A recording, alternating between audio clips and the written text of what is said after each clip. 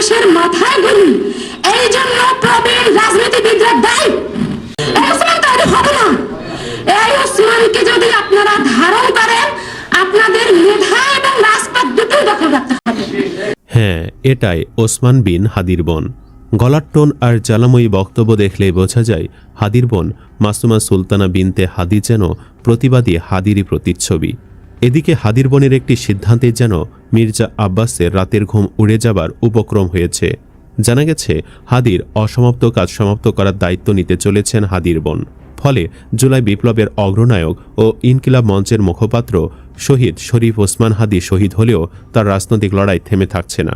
ঢাকা ৮ আসনে প্রার্থী হবার জন্য কতটা যোগ্য মাসুমা সুলতানা, তার জেতার সম্ভাবনা কতখানি, চলুন বিস্তারিত জেনে নেওয়া যাক। একটা মধ্যবিত্ত পরিবারের সন্তান যে এতটা পরিপাটি মার্জিত এবং সাবলীলভাবে মিডিয়ায় কথা বলতে পারেন তা হাদির বোনকে না দেখলে হয়তো বোঝাই যেত না। এ নারীর কথা শুনলে বোঝা যায় আগামী রাজনীতির নতুন সেন্সেশন হতে চলেছেন মাসুমা সুলতানা বিনতে হাদি। আগামী জাতীয় সংসদ নির্বাচনে ওসমান বিন হাদির বোন মাসুমা ঢাকা ৮ আসনে মির্জা আব্বাসের প্রতিদ্বন্দ্বী প্রার্থী হিসেবে প্রতিদ্বন্দ্বিতা করবেন এ ঘোষণা দেওয়া হয়েছে শুক্রবার বিকেলে রাজধানীর শাহবাগের জুলাই চত্বরে আয়োজিত এক সমাবেশ থেকে। একই সমাবেশে শহীদ হাদির নামে শাহবাগ চত্বরে একটি স্থাপনা এবং তার প্রতিষ্ঠিত ইনকিলাব কালচারাল সেন্টারকে সরকারি পৃষ্ঠপোষকতার আওতায় আনার দাবিও জানানো হয়। শাহবাগের জুলাই চত্বরে আয়োজিত ওই সমাবেশে হাজার হাজার তরুণ তরুণী, নারী ও পুরুষ অংশ নেন।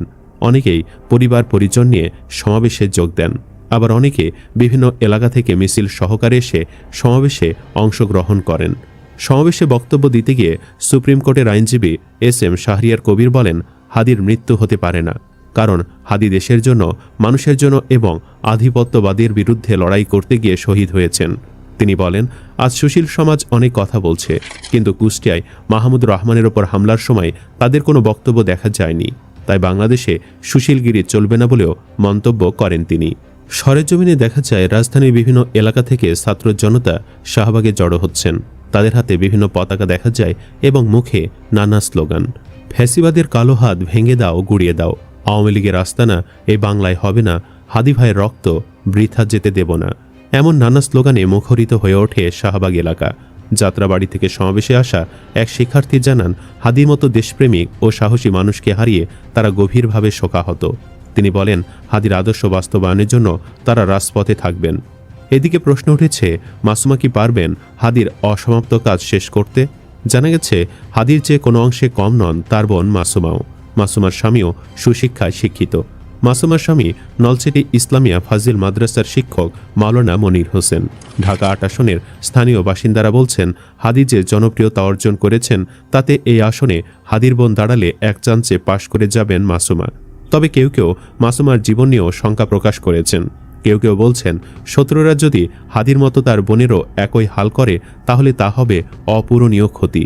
তবে মাসুমাও হাদির মতোই সাহসী। যাই হোক না কেন, তিনি পিছপা হবে না। ইনকিলাব মঞ্চের মুখপাত্র শরীফ ওসমান হাদির ছোট বোন মাসুমা হাদি বলেছেন, আমাদের লড়াই কিন্তু আজকের না, এই লড়াই ২০০ বছরের লড়াই। ভারত আর আওয়ামী লীগ চাই নির্বাচন বানচাল করতে। নির্বাচন কোনোভাবেই বানচাল করতে দেওয়া যাবে না, সন্ত্রাসীদের ক্ষমতায় আসতে দেওয়া যাবে না। হাদির বোন মাসুমা বেগম আরও বলেন, এদেশে দেশপ্রেমিক মানুষ থাকবে না, ভারত ওরে বাঁচতে দেবে না। ও ভারত বিরোধী লেখা লিখে, বাংলাদেশপন্থী লেখা লিখে। তিনি আরও বলেন, ওর প্রত্যেকটা শিরা উপশিরা দেশের জন্য জীবন বিলিয়ে দেবে। এদেশে ভারতের হাজার হাজার আছে, আওয়ামী লীগ আছে, শত্রুর অভাব নাই। এদেশে জিয়াউর রহমানকেও বাঁচতে দেয়নি।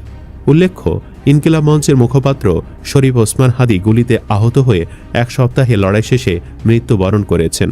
তার মৃত্যুতে গ্রামের বাড়িতে চলছে শোকের মাতম। শুধু পরিবার নয়, হাদির মৃত্যু মেনে নিতে পারছেন না দেশের সিংহভাগ মানুষ। এদিকে অনেকে বলছেন, মির্জা আব্বাসের উচিত ঢাকা ৮ আসন থেকে সরে গিয়ে হাদির বোনকে এই আসন ছেড়ে দেওয়া। এটাই হবে বিএনপির সবচেয়ে সুন্দর সিদ্ধান্ত। নতুবা একজন নারীর কাছে হেরে চরম অপমানিত হবে মির্জা আব্বাস। সুপ্রিয় দর্শক, আসলে কি মির্জা আব্বাসের উচিত ঢাকা ৮ আসন থেকে নিজের নাম প্রত্যাহার করা? কমেন্ট বক্সে জানিয়ে দিন আপনার মতামত। ভিডিও ভালো লাগলে লাইক দিন এবং চ্যানেলটি সাবস্ক্রাইব করুন। ধন্যবাদ।